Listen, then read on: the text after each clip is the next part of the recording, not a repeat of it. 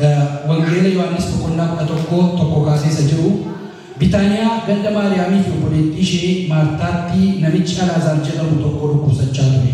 Maariyaam kunis ishee gooftaan urgooftuu dibdee rifeensa mataa isheetii miilla isaa toltedha. Alaazaar inni dhukkubsate kun immoo obboleessa isheeti. Kanaaf obboleettonni isaa gara Yesuusitti nama erganii gooftaa kunoo inni ati jaallattu dhukkubsataa jedhan. Yesuus kan yommuu dhagee dhukkubni kun Alaazaar akka hafuuf miti ulfina Waaqayyoo akka mul'isuu fi ilmi Waaqayyoos ittiin akka ulfaatuuf malee jedhee Ameen. Waaqayyoon kadhanna. Obboloota koo guyyaa har'aa hafuurri Waaqayyoo gidduu keenya jira. Ameen. Argamuun Waaqayyoo gidduu keenya jira. Ameen.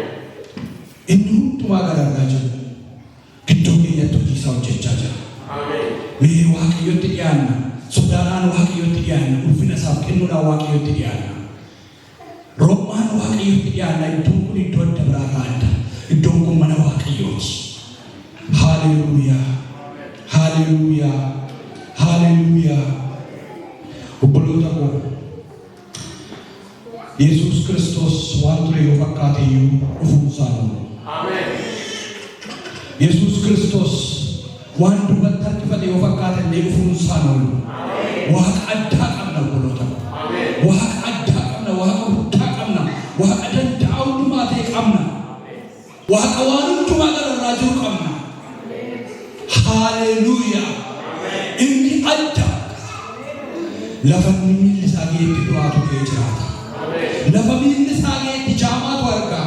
Lafa inni geetti wanta ta'uu dandeenyatu ta'a. Warra abdiin isaanii jalaa dukkanaa'eef abdiin haareffama. Haleluuyaa. Yaa Waaqayyoo si galateeffanna galanni siif haa ta'u. Yesuus Kiristoos ulfina siif laanna maqaan kee ololaa jira. Ati Waaqa addaati. Ati abbaa gaariidha. Ati gara laafessa. Ati warra kan kee ta'anitti yaa Waaqayyo guddaan galagalchitu. Kanaaf si galateeffanna galanni siif haa ta'u. Mee ililchaa Waaqa kanaaf mee galata kennaa. Haleluuyaa. Haleluuyaa. Haleluuyaa. Waaqayyo keenya ati Waaqa addaati ulfaata. Amma ganama kana fuula kee dura jirra. Dubbii keetiin gara jireenya keenyaa kottu. Sagalee keetiin gara tokkoon keenyaa kottu. Namni yaa Waaqayyo si dhaga'uuf dhufe, si barbaaduuf dhufe, utuu si dhaga'in mana kana keessaa hin bahin. Namni gaaffii baatee dhufe, namni hibboo baatee dhufe yaa Waaqayyo, namni hidhaa baatee dhufe si kadhanna maqaa Yesuus Kiristoosiin hidhaa isaa baatee mana isaatti deebi'ee hin galee. Hiikamni haa ta'u, furmaanni haa ta'u, gaaffiidhaaf deebina dhufu. Sagaleen kee yaa Waaqayyo tokkoon keenya biraa haa ga'u. Dubbiin kee laphee keenya haa ta'u. Gara keetti nu deebisi. Si dhageenyaa nu gargaari. Anas dadhabaa mucaa kee na gargaari. Maqaa Yesuusiin. Ameen. Nooraa Waaqayyo si na eebbisu. Kutaanii dubbise kana irra deebi'ee isinii dubbisa. Wangeela Yohaannis boqonnaa 11 kaasee isa jiru Bitaaniyaa ganda Maariyaamii fi obboleettii ishee Maartaatti namichi Alaazaar jedhamu tokko dhukkubsachaa ture.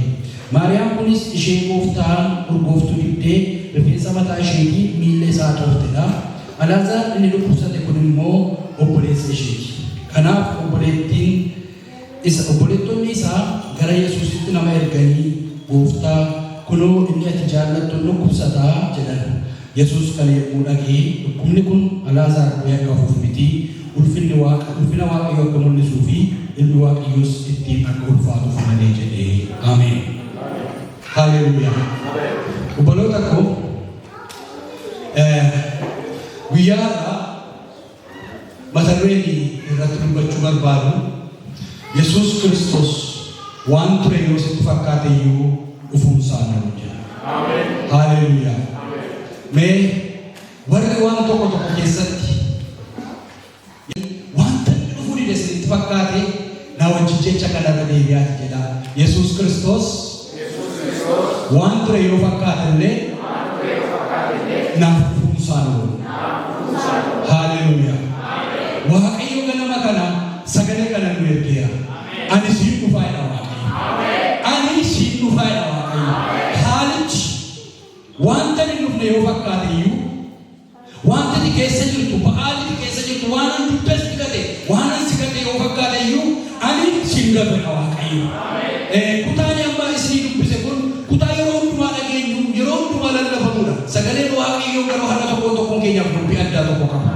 Namoota macaafa qulqulluu keessatti akkaataa adda addaatiin beekaman iddoo tokko iddoo lamatti waa isaanii dubbisne tokkotu utuu isaan Yesuus Kiristoosin eeggatanii argina. Namoonni kun namoota Waaqayyooti. Namoota Yesuus Kiristoosin hin beekne miti. Namoota baay'ee Waaqayyoon jaallatan, namoota Yesuus Kiristoosin ulfina qaban. Namoota jireenya isaanii guutummaadhaan Yesuus Kiristoosin wajjin deddeebi'antu Yesuus Kiristoosin eeggata. Haaleluyyaa. Waa tokkoon isinitti hima. Namni Yesuus Kiristoosin kana namni baay'een eeggachuu hin danda'u. Maaliif beektu mi'aa isaan qabu.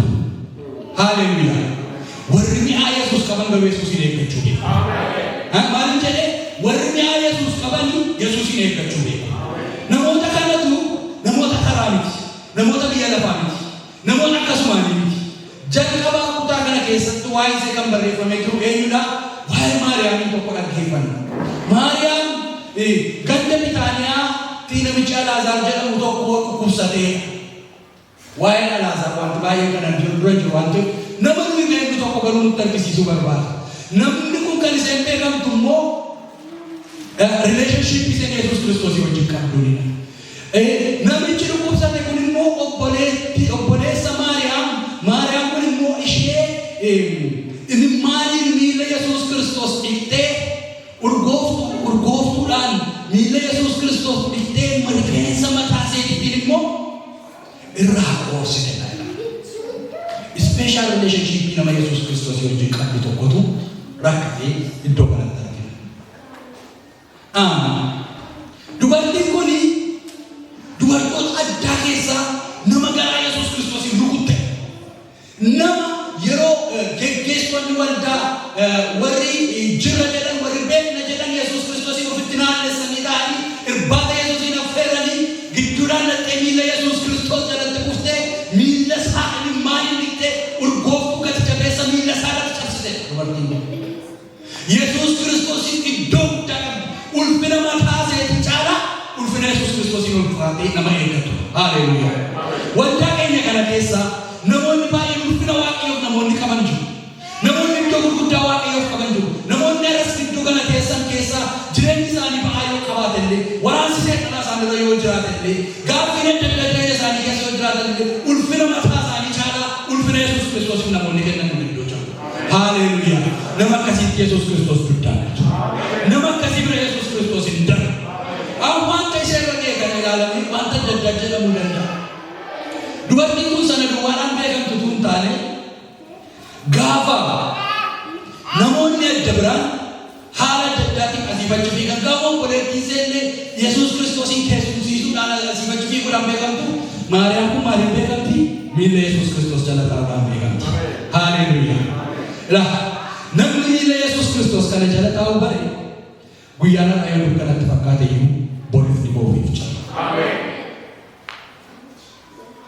Waa'ee nama adda biraa jechaa jiru. Waa'ee yeroo Yesuus Kiristoosiin hin beekne waa'ee warra lubbuu adda biraa ganaa gara gooftaa dhufan jechaa jiru. Garuutu Yesuus Kiristoosiif iddoo gaarii qabdanii jireenyi keessan isaaf mijatee Waaqayyo kunis isiniif mijatee isinis isaaf mijattanii utuma deemaa jirtanii warri guyyaan isinitti dukkanaa'e Yesuus Kiristoos ganama kana dubbii isiniif qaba. Ani waan jira waan ture yoo fakkaate waan haalli isaan deemne yoo fakkaate waan jira Yesuus Kiristoos. Adda biraan namni kutaa kana keessa jirtu obboleettii Maariyaam kana ishee Maartaa jedhamtee beekamtu. Waa'ee Maartaa yeroo baay'ee wanti ittiin deddeebi'amee ka'amu waan tokkotu jira. Isheenis gurgurtuu namaati. Nama jibbachuu Yesuus Kiristoos kana keessumsiisuudhaaf nama dhiphattu. Namoonni baay'een yeroo baay'ee kana gaafa kaasnu gaafa ilaallu negatiivili kaasu. Maariyaam wajjin kompeer godhani. Maariyaam qooda gaarii filatte. Yes, dhuguma sagalee Waaqayyootu jedha. Sana caalaa garuu waa'ee ishee as keessaa baafnee yoo ilaalle laphee tajaajilu of keessaa qabdi. Haaleluyyaa. Garaa sana godhachuudha. Nama godhuftee Yesuusiif iddoo kan qabdu. Qabeenyi ishee qabeenya Waaqayyoo kan ta'e manichi kana yuute sagalee waaqayyoo sana irratti barreeffamee kan Maariyaam jedhu qolota mana see Yesuus Kiristoosiif nama badde Yesuus Kiristoosiif jireenya ofii kennu mana ofii banuu akkasuma waan bira darbamu miti guyyaa tokko gatiin isaa kaffalama guyyaa tokko deebiin isaa dhufa nama akkasii kana dhugaa obboleessi see jalaa dhukkubsatee dhiphina guddaa keessa jirti kana caalaa kutaa kana keessatti gara maatti waa'ee Maartaatiin wanti jedhame tokko waamicha guddaa waan nama guddaa naaf kennu waa'ee Maartaa qabu faradam waa'ee isaanii gaafatu faradam atmaara gaara fayyadama baay'ee uummanni Maartaa Maariyaam qabee gaarii filattee sajadu waan yeroo baay'ee waa'ee see gaafa focus goal garuu waan baay'ee specialist tokko qabdi haleluuyaa dubartoota addunyaa kana keessa jiran keessa nama dursite gooftummaan Yesuus Kiristoos isaaf kana amen jecha sen jette Maariyaamiin jecha sen jette warri sanaan dura turanii warri waan gaarii maqaan isaaniitiif ol kakaafamaa ture jecha kana yoo dubbisnete ture akkas jette Maartaan eeyyee gooftaa ati Kiristoos isa gara biyya lafaa dhufuuf jiru ilma waaqayyoo akka ati taate amaneera jette haleluuyaa ati masiicha akka taate gara biyya lafaatti kan dhufu kan nu eeggannu furmaanni harka kee keessa dhufu akka jiru nuyi bara dheeraadhaaf kan eeggachaa turre inni birmaduu nu baase si akka ta'e maal godheera amanee dubartoota addunyaa kanarra jiran keessaa dubartii yeroo jalqabaatiif Yesuus Kiristoos amanteera gooftummaa Yesuus Kiristoos arraba seerraa baaftee nama dhugaa baate haleluuyaa laphee see nama isaaf laattedha jireenya see nama seedhaaf laatte Yesuus Kiristoositti guutummaa barase nama dabarsitee laattedha jechuudha ani akkati gooftaa koo taate amaneera egaa namni inni sadaffaan kutaa kana keessa jiru isuma dhukkubsate isa immoo waa'ee isaanii illee baay'ee hin beeku wanta inni godhe wanta inni hojjete zinnaa isaa baay'ee barreeffamee jiru garuu waan hundumaa gararraa waa'ee isaa waan tokkotu jedhe haleluuyaa jechatti kana sun keessaa baasee dubbisee natti tola maal jedha beektu gaafa isatti arganii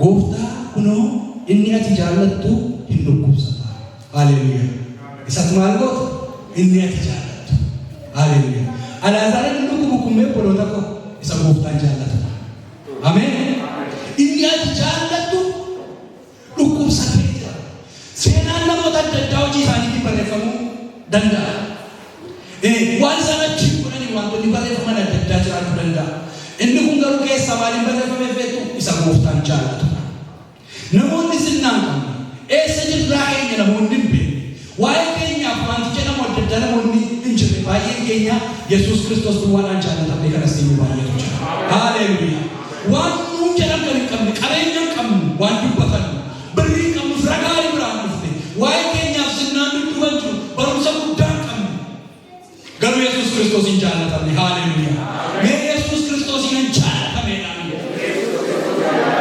ani Yesuus Kiristoos hin jaallatamedha inni ati jaallata gadi si qeeqamee waa'ee maatii kanaaf jaalalli maatii kanaaf Yesuus Kiristoosiin gidduu jiru adda haleluuyaa maal jedha beektu keessumaa baase Yesuus Kiristoos immoo Maariyaamiin Maartaa fi Alaazaarii maal godha ture baay'ee jaallata ture haleluuyaa Yesuusiin baay'ee jaallatamne bobboloota haleluuyaa manni keenya Yesuusiin jaallatame ba'uuf galuun keenya Yesuusiin jaallatame Yesuus baay'ee isaan jaallata waaqayyo nama hundumaa jaallatamani uumama hundumaa jaallatamani kan jara kanaa garuu adda bobboloota Yesuus Kiristoos wajjin jireenya best jireenya fuula wal Yesuus Kiristoos wajjin warra nyaatan warra balbala isaanii banan Yesuus Kiristoosiin keessumsiisa warra isaaf iddoo guddaa qaban warra Yesuus Kiristoosiif balbala bananii Yesuus Kiristoos warra akkasii kana gatee hin gatu Yesuus Kiristoos warra akkasii kana baranta egaa kutaani guyyaa irraa irratti dubbachuu barbaadu deemii laayifii jireenya kiristaanummaati wajjin wanta nuti cimu tokkotu jira wanta gaaffii nuti ta'u tokkotu jira. Innis yeroo tokko jireenya keenya keessatti haalonni rakkisoon dhiphisoon nu mudachuu malu. Utuma Yesuus Kiristoosiif iddoo qabnu, utuma Yesuus Kiristoosiin jaallannu, utuma Yesuus Kiristoos mulu jaallatu, utuma inni abbaa keenya ta'ee jiru wanta bitaa nutti galu tokkotu ta'a. Rukkinni dhufa, dhukkubni dhufa, wantoonni Waaqayyo dubbatu, wantoonni Waaqayyo hojjetu nuuf galuu dhiisuu danda'a. Si'a tokko nuuf galuu dhiisuu danda'a tun taane wanti Waaqayyo hojjetu illee nutti galuu dhiisuu danda'a obboloota. Yeroo hundumaa haaleluyyaa nama jechisiisu waan nama dhukkubsitu utuma Yesuus Kiristoosin jaallatanii, utuma mana ofiitti isa waamanii, utuma isaa wajjin nyaatanii, utuma ulfina isaaf kennanii, ganamaaf galgala utuma isa boo'anii, utuu isa tajaajilanii, mana Waaqayyootiif utuma fiiganiitu wanti Waaqayyo jireenya namaa keessatti hojjetu tokko bitaa namatti gala. Imimmaan dhangalaasna guyyaa tokko hin boonye guyyaa tokko. Dubbiin isaa akka gaafa jalqaba dhugaa dubbaan jireenyi kee qajeela waan hundumtuu harka kee keessa gala. Dhukkuba kee Waaqayyo sirraa kaasu isa jedhadhu waa fakkiisee dhukkuba nama guyyaa tokko obboloota. Maaliif nama jechisiisa? Maaliif nama keessuma beeku obboloota yeroo tokko jireenyi keenya warra Waaqayyoon hin amannetti iyyuu bitaa gara. Akkuma jireenya tokko jireenyaa wanti bitaa namatti galu. Maaliif namichi kun tajaajila maaliif mana Waaqayyoo keessa deemee Waaqayyoo isaaf deebii kennu kadhannaan isaa hun dhaga'amu guyyaadhaa guyyaattuu wanti inni keessa deemu kun jijjiirama qabu jedhan hamma warri namannetti illee quba namatti qabanitti ka'a yeroo tokko. Garuu Yesuus Kiristoos jira. Ameen. Yesuus Kiristoos jira. Ameen. Maaliif tunte nama jechisiisa? Nama dhukkubsa nama boose obboloota. Garuu kana hunduma isaa keessatti Waaqayyo gatee nama mudatu. Waaqayyo gatee nama mudatu. Yoo bitaan itti galte. Maaliif jennee yoo gaaffii qabaanne Waaqayyo gatee nama mudatu. Maariyaamiif Maartaan kun gaafa obboleessi isaanii jalaa dhukkubu yoona dursanii mana qorichaatti geeffatanii yoo ta'a. Yoona mana isaanii ofii isaaniitii isaaf kadhatanii ta'uu danda'a.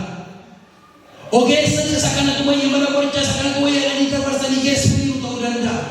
Jaarsonni waldaatiin dhuu karadhaa paasterii isaaniitiin dhuu waan baay'ee godhanii ta'uu danda'a akka sammuu guyyaa irratti gaafa yaadu. Sun hundumtuu gaafa mijachuun dhugaa guyyaa tokko gara fala isa hundumaa ta'e gara Yesuus Kiristoositti dhaamsa dhaammatanii haaleluyyaa. Laamee guyyaadha. Gaafa as garagaltanii achi garagaltanii falli dhabamu isa deebii namaaf kennuu beekutti Yesuus Kiristoositti dhaammadhaa. Isatti dhaammadhaa. Isatti dhaammatanii Yesuus Kiristoos inni ati jaallattu obboleessi keenya Alaazaar baay'ee dhukkubsateera. Kottuuti nu qaqqabeera. Garuu kan nama dhibutu isuma isaan akka jedhanii ergatanii lakkoofsa jaarraa waan barreeffamee jiru tokkotu jireenya keenya guyyaa keessatti. Erguma kadhannaan isaanii isa bira ga'eeyyuu Yesuus Kiristoos kun maal godheedha? Iddoo jiru sana guyyaa lama bulee. Iddoo jiru sana guyyaa lama bulee. Si'a tokko akkaataatti Waaqayyo deebii nuuf kennuu fi akkaataa nuti rakkina keenya keessaa ba'uufi waliin argu. Kun immoo garaa keenya nu dhukkubsa. Imimmaan dhukkubsisa. Akka rakkoo keenyaatti utuu Yesuus Kiristoos kun lafa raasaa caccabsaa battalumatti deebii nuuf kennee nuti ta'u. Utuu waa'ee keenyaaf jechee nuti tola. Utuu waa'ee keenyaaf hafuuraa jedhee nuti tola. Yesuus Kiristoos kun yeroo tokko gaafa hin waan garaa sana tokko sanitti mu Yesuus Kiristoos kun guutummaa macaafa qulqulluu keessatti waa'ee isaa akka namaatti baratuudhaatti illee wanta dhalli namaa godhu wanti inni goone wanti inni keessan darbine jiru. Boo'eera, gaddeera, jireenya rakkisaa meeqa keessa darbeera. Waa'ee Yesuus Kiristoosiif garuu wanti tokko hin barreeffamne baranni biyya lafaa keessatti jiru. Yesuus Kiristoosiif fiigu. Argitanii beektu jira baasanii. Yesuus Kiristoosiif fiigu hin jiru seenaan isaa. Garuu yoo fiiguudhaa baatallee wanti isa gorsuu danda'u jira. hafuuraa argitan Yesuus Kiristoos warqamu argitan macaafa qulqulluu keessatti. Garuu wanti ni jedhe isaa ta'uu dadhabee karaa tafuuna geenye. Keessuma bee jechuudha. Keessuma bee Yesuus Kiristoos kun gaafa du'aa ka'ee hammam akka inni tarakaakkaa ta'e na mul'ate. Maratii mataa isaa irra ture maal ta'eera dachafamee kaa'ame. Yesuus Kiristoos jiistuu kaa'ame mul'atu tokko. Ameen. Bakka tarakaakkaa hafuuraan namoonni utuu Yesuus naaf dhiqe utuu naa jechee jettani Yesuus Kiristoos hin fiigu garuu dhimmi keessan karaa adda nafu. Yesuus Kiristoos hafuuraan jedhu garuu isin jalaa du'ee nafu. Waaqa akka macaafa qulqulluu keessa akka kana arginu. Egaa garuu maaliif wanti jedhu immoo kusachiisuu isaa lafu waan ta'eef kutaa kana keessa sababni Waaqayyo jajjabbiidhaan deebii keenya nuun deebisnee fi maaliif wanta jedhu gaaffii adda addaa qabaachuu dandeenya. Yeroo baay'ee sababni Yesuus Kiristoos waan adda addaa godhuuf sababa dhibba ja'a jiraachuu danda'a. Wanta godhuuf isa duwwaatu beeka. Garuu akka kutaa kana keessa jirutti sababa tureef qaba Yesuus Kiristoos. Haaleluyyaa. Kadhannaa keessi tursee masiyaasa qayyoodhaaf Waaqayyoon tursu ameen jedhame. Imimmaan si buusisuudhaaf Waaqayyoon tursuun jedhe ameen. Waan turseef qaba obboloota. Waan turseef qaba. Alaazaar du'ee Maariyaamiif Maartaan akka bu'aaniif miti. Akka abdiin isaanii cituuf miti akka amantiin isaanii karaa ta'uuf miti. Waaqni keenya waaqa akkasumaan nama boosisu miti. Yookiin waaqa dhiphachuu fudhachuu keenya irratti satisfaakshinii argatu miti. Nuun galu waan ta'eef yeroo tokko akka kutaa kanaa keessatti jiruuf garuu waan lamatu jira. Waan lama sana duwwaarratti dubbata. Maaliif tura jechuu dandeenya maal ta'eef dhukkubsuu danda'a waan ta'eef. Inni jalqabaa ulfinni Waaqayyoo akka mul'atuuf. Meeshaa kanarratti ameen jedhama. Turuun Yesuus Kiristoos akka nuyi dhangalaasuuf akka nuyi dhiphannuuf akka abdiin keenya cituuf utuu hin taane akka ulfinni Waaqayyoo mul'atuuf. Ilmi Waaqayyoo Yesuus Kiristoos akka ittiin kabajamuuf. Egaa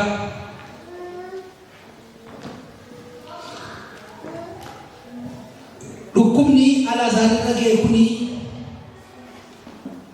akka inni ittiin du'uuf utuu hin taane akka inni du'e utuu hin taane namni Yesuus Kiristoos garuu akka ulfinni Waaqayyoo ittiin mul'atuuf. Haaleluyyaa. Egaa nuti kadhannaa keenya yeroo nu eeggannetti gaafa nu deebi'uu didu callisuun Waaqayyo yeroo dheeraa gaafa nutti fudhatu rakkinni keenya immoo isuma duraa caalaa gaafatti baadee hafuura baafachuudhaaf illee gaafa karaa dhabnu Waaqayyo kadhannaa keenya dhageera moo dhageenye wanti itti maddamu fuula isaa geera moo fuula isaa geenye jennee gaafa dhiphannu gaafatti bitaatti galu wanti Yesuus bira geera. Garuu Waaqayyo sana keessaa ulfina isaa mul'isuudhaaf namni geera abdii furmaatiin jiru kana booda waa'ee isaatiif gaafa jedhu Yesuus Kiristoos caccabsaa achi abba'uudhaaf abdii raawwatee citetti Waaqayyo deebii abdii haara'uudhaaf isa awwaalame immoo lafa keessaa baasuudhaaf Waaqayyo akkasumaan ulfina isaa mul'isa. Dhabuu kee keessaan ulfina isaa mul'isa. Argachuu kee keessaan ulfina isaa mul'isa. Balballi haaraan gaafa siraa banamu ulfina isaa mul'isa. Iddoon ga'uu dandeenye gaafa si ga'u ulfina isaa mul'isa. Dhukkuba irraa fayyuu dandeenye gaafa si fayyisu ulfina isaa mul'isa. Warra Waaqayyoon hin beeknetu sana sirraa argee ulfina Waaqayyoo kenna. Malee akka itti badduuf miti. Malee akka itti badduuf miti.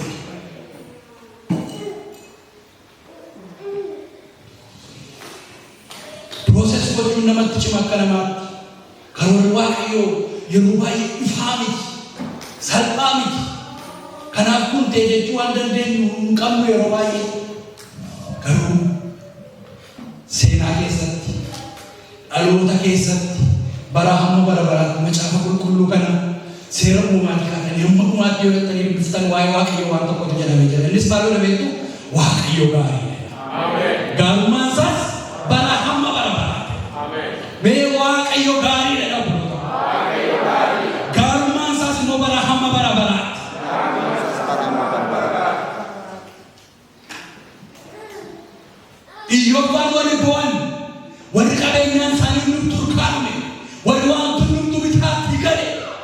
Maali bakka ta'u gaafa isaaniif galuu didu maatii masaaniitii faana manaa isaaniitiif iyyuu gaafa galuu didu waan baay'ee keessa darbanii guyyaa tokko dudduubatti galagalanii wanta waaqayyo isaanii keessa dabarte gaafa argan akka jedhan waaqayyo gaarii jedhan. Waaqayyo gaarii. Waaqayyo gaarii. Maali bakka ta'e warra siif galuudha baatanii maali bakka ta'e waldaa keenyaaf warra galuudha baatanii wanta nuyi keessa baanu kun maali bakka ta'e yoo nuuf galuu baatanii waaqayyo gaarii obboloota wanta ta'u hunduma isaa keessaa ulfina isaa fudhata.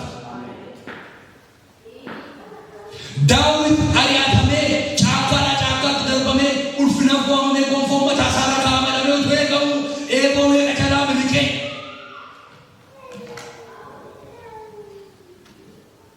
diina saba Israa'el irraa fonqolchee kanaaf waamicha guddaa ulfina guddaa naaf kenname dhabee utuu eegamu du'i gaafatti faradamu ari'atamuu gaafatti faradamu gaara fayyalla baay'ee keessa ba'ee gaafa baqatu holqa bineensaatti gaafa galu jees garagalee waaqayyo gaarii obboloota gaarummaan isaas bara baraan jiraata ulfina waaqayyootu argamu obboloota. Phaawulos waan Sillaas waan hidhamanii harki isaanii miilli isaanii malatti gaafa hidhamee mana hidhaa keessa gaafa galan dhuma isaatti ulfina waaqayyootu mul'ate. Warra waaqayyoon hin beeknetu ittiin waaqayyoon bare. Har'asi obboloota koo tajaajilli keessan namicha godhachuu dide jira. Itti dhiibdanii dhamaatanii wanti waaqayyo isin keessa kaa'e waan guddaa godhanii kan isinii baasuu dide jira. Waaqayyo gaariidha obboloota. Ijoolleen keenya maatiin keenya namoonni seeqanaan dhukkuba adda addaatiin rukutaman jiru. Qoromsi kan nurra ga'ee jiran bachaa dhummaan dhangalaasaa kan bullu jirraa waggaa kana keessa obboloota koo waaqayyo gaariidha. Balballooti nurraa banamuu kan dide balbaloota baay'ee qosonqosnee addeennee jireennee gaaffii keenyaaf deebiin kan dhabame iyyamuutti jireenya biyya kanaallee nu kennamuudhaaf haallisaa baay'ee kan rakkisaa ta'e namoonni jirra iddoo kana keessa. Ekonomikaalii namoonni struggle godhan jirtu. Waaqayyo gaarii obboloota. Warra dhoksaatti mimmaan dhangalaasan irraa akkasumaan callisee waaqa dhabuudha. Kan akka fudhannee kan nuun barbaada. Maaliif hojii waldaa kana gaafa hojjennu keessa waan baay'eetti exposed taana jireenya nama baay'eetti exposed taana. Namni hundumtuu akkuma asin teessanii wal ilaaltan kana miti. Dhoksaa mana koo keessa jiru baay'een keessan hin beektan. Waan ani mimmaatti dhangalaasu baay'een keessan hin beektan. Isin immoo waan isin mimmaatti dhangalaastan hin beeku. Garuu namni ba'aa baatu jira. Namni mimmaatti dhangalaasu jira. Waaqayyo ulfina isaa garuu mul'isa. Waaqayyo deebii namootaaf hin kenna. Waaqayyo danqara isa namarratti ta'e isa jireenya namaa qaqqabe isa mul'ata namaa qaqqabe akka namni guddanne karaa dhaabe kana guyyaa tokkorraa fonqolchuun isaa hin hafu. Eeggadhaa waaqayyoon. Eeggadhaa waaqayyoon. Waaqayyoon kan eeggatan jedhanii sagaleen waaqayyoo humni isaanii naareffama. Akka joobraa oliin ka'u qochoon isaaniif hin kenname. Haleluuyaa. Rakkina keessatti qabamanii nafani. Du'aan milfamanii nafani. Ulfinni waaqayyoo mul'achuu isaa qaba. Waaqayyo kan inni turuuf ulfinni isaa akka mul'atu. Kutaaba kana keessatti inni lammaffaan wanti waaqayyo tureef wanti waaqayyo bubbuleef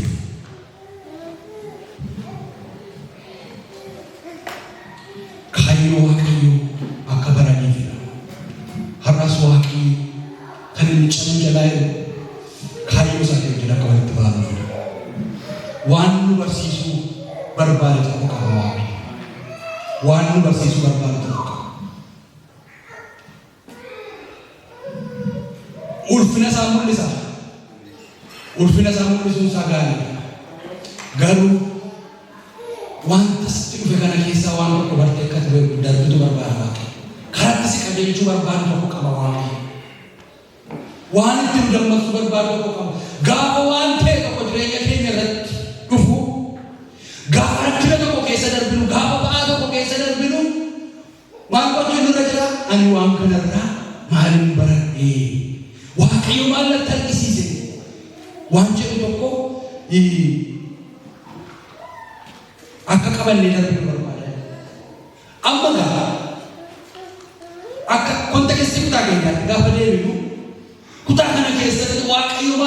hambisu barbaada.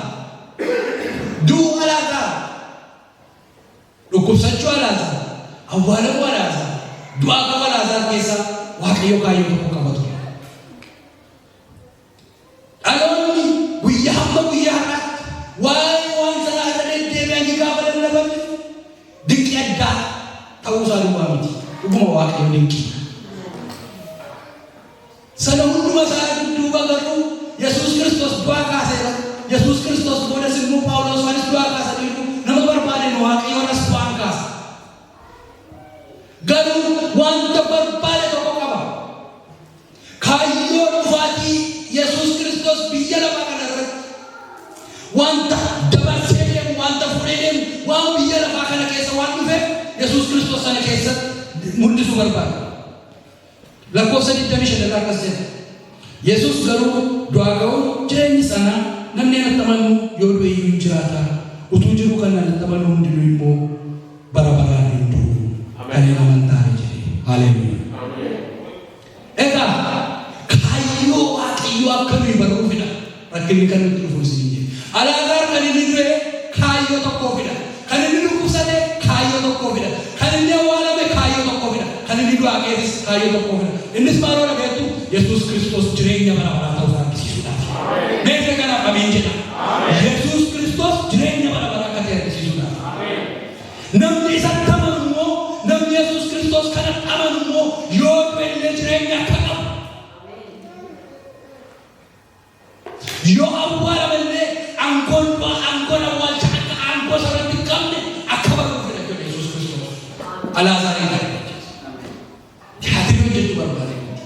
Dinqii hojjechuu kan danda'u argisiisuu barbaade miti. Haleluuyaa. Mee har'a jireenya qaba namni amanu mee harka keessa nu kaasa. Haleluuyaa. Mee ani jireenya qaba. Ameen. Haleluuyaa. Ani jireenya qaba. Ameen. Jireenya kana Yesuus Kiristoos kan inni dabarsuu barbaade, kan inni argisiisuu barbaade. Namni Yesuus Kiristoositti amanu yoo du'e akka jireenya qaba. Amanuun murteessaa akka ta'e hin amanne qaanaan immoo akka jireenya waldaa dhufuu miti. Guyyaa tokko namni sitta malee akka deemsee du'aa ta'u guyyaa waan akka wanti ta'u akkasii nan beekan laata Yesuus Kiristoos waan tokko jedhu. Har'a illee namni natti amanu jireenya qaba. Boleessa jireenya qabdaa. Boleettii koo jireenya qabda. Ani jireenya qaba. Har'a jireenya qabnu taana, har'a mootummaa Waaqayyoo keessa jiru taana, har'a duraan mul'atu taana isa boriitiif isaaf beekamu obboloota koo. Waaqayyoo har'a jireenya bara baraan nuuf kenna. Har'a du'a keessaa gara jireenyaatti bu'a. Har'a aangoo du'a jireenya keenya irraa cabsa. Aangoo dukkana jireenya keenya irraa cabsa. Namni aanatti amanu har'uma iyyuu jireenya qaba. Egaa Waaqayyo har'as akkasumaan waan nu ibsu barbaadu nu ibsu. Waan nu rakkisu barbaadu nu rakkisu. Wanta biraan sinkuu barbaade kaayyoon Waaqayyo, ajandaan Waaqayyo jireenya keenya keessatti galma ga'u akka qabuuf. Wanti sun immoo yoo nu dhukkubse iyyuu kaayyoo Waaqayyootu galma hin ga'u waan hin amneef Waaqayyo sana keessa nu dabarsaa jiru. Eda galgala egan qophii koondumaa bitee xumuruma irratti gara na fuudhee akkuma carraa viidiyoo tokko arge. Na baay'ee nadi.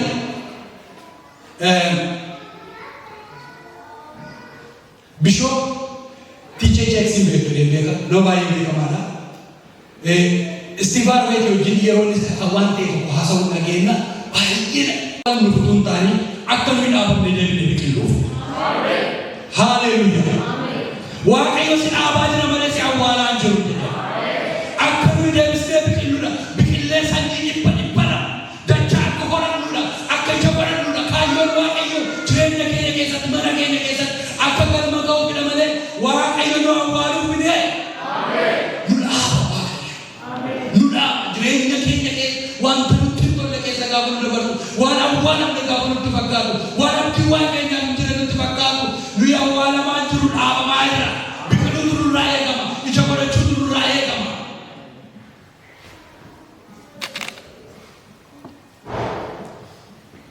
Akkasuma waa'ee wayinii dubbate. Wayinii biqiloota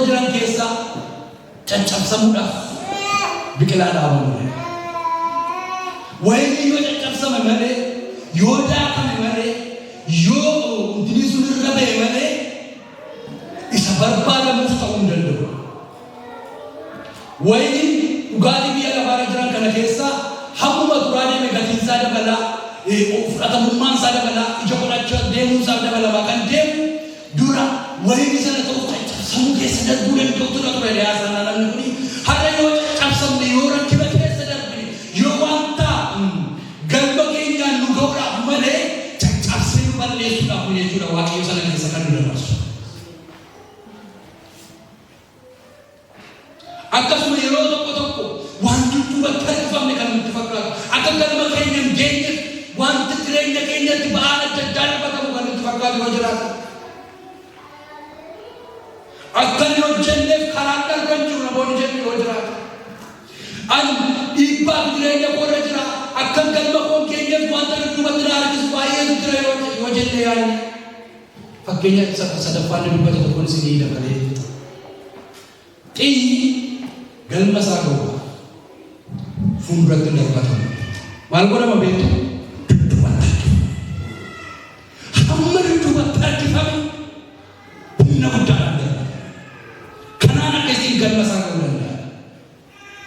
Wanti dudduubatti nu harkisaa jiru yoo jiraate waaqayyo akka inni dudduubatti qabee harkisee dudduubatti nu hambisuu hin danda'u. Akka inni galmaan nu ga'uuf. Akka inni galmaan nu ga'uuf. Isa waaqayyo nu fakkeesse kaayyoo waaqayyo iddoo sana keenya akka qulqulluuf dabalee akka inni dudduubatti ta'u.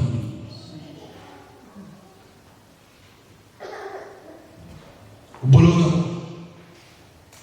umarratti Yesuus Kiristoos habuubulu malee erguma dhaqee iddoo sana utuu socho'in guyyaa lama habulu malee Yesuus Kiristoos garuu dhufuun isaa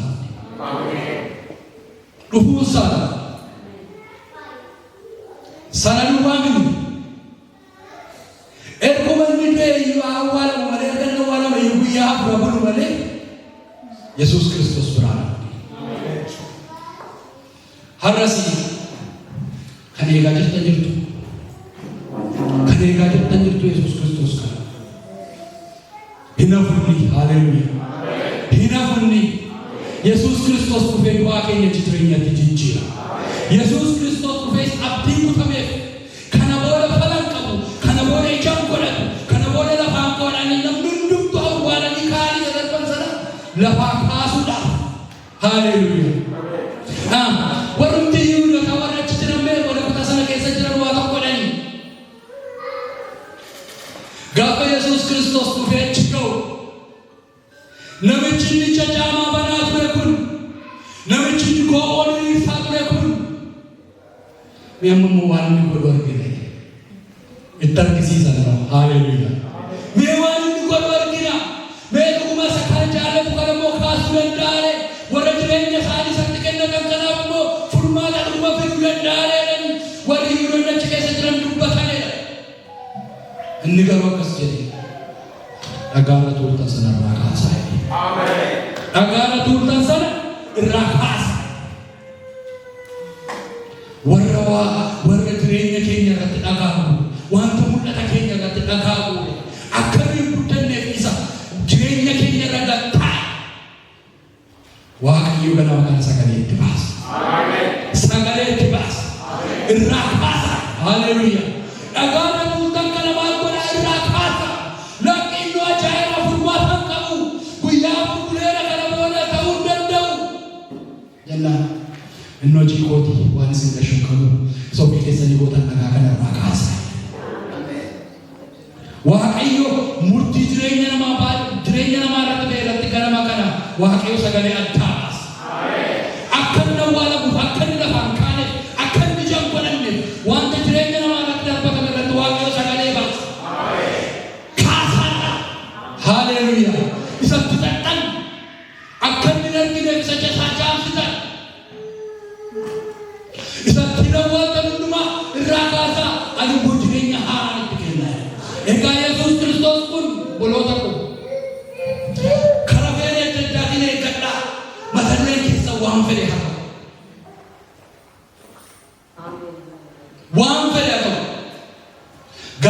keessan waan fedhe haa ta'u. Waaqa callisee nama gatu miti. Haleluuyaa. Waaqa callisee nama gatu miti. Waaqa akkasumaan nama bira darbu miti. Waaqa uleetaan isaa ta'uu gaafa dhiibu akka namaatti gaafa furmaata dhabu waaqa callisee nama dhiisu. Waaqa jireenyatti ooluu danda'udha.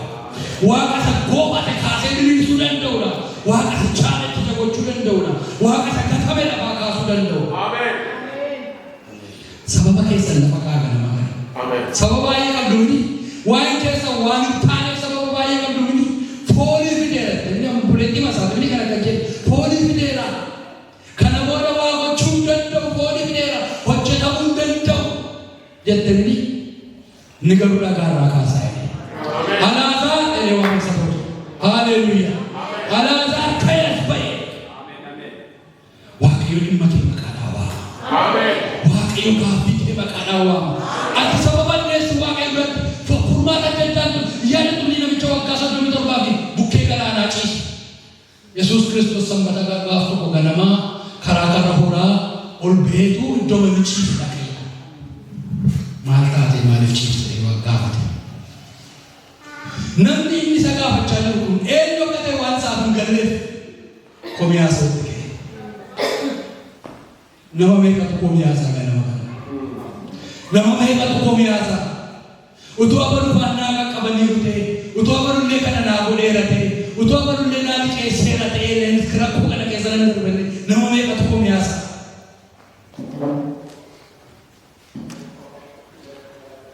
Obbolootaan qabu waliin firaan qabu nama na gargaaruun qabu. Gaafa hafuurri waaqayyoo dhufee bishaan kana raasu warri humna qaban warri fira qaban qabanii wal keessatti darbatu. Ani garuu firaan qabu. Inni firaa warra firaan qabneeti Yesuus Kiristoos kaachee qabe. Ani firaan qabu. Ani amma firaan qabdaa moo firaan qabdu rakkoon kee maaloodha? Jedhee si gaafachaa jiru Yesuus Kiristoos. Fayyu barbaadamu fayyu barbaadu. Haleluuyaa. Kanaaf sababa adda biraa kumii keenya lafa keenyatu isa abdii dhufte Yesuus Kiristoos kanatti akka keenya qaaba. Isa furmaata fideetu. Haleluuyaa. Isa awwaala banuu beeku. Isa abdii cite haaressuu beeku. Sagalee abdii akkasii fudhattanii galtanii barbaada kana maala. Sagalee abdii akkasii fudhattanii galtanii barbaada. Maaliif jireenyi biyya lafaa kun salphaati. Gaafa ilaallu rakkoo baay'eetu jira. Sana keessatti garuu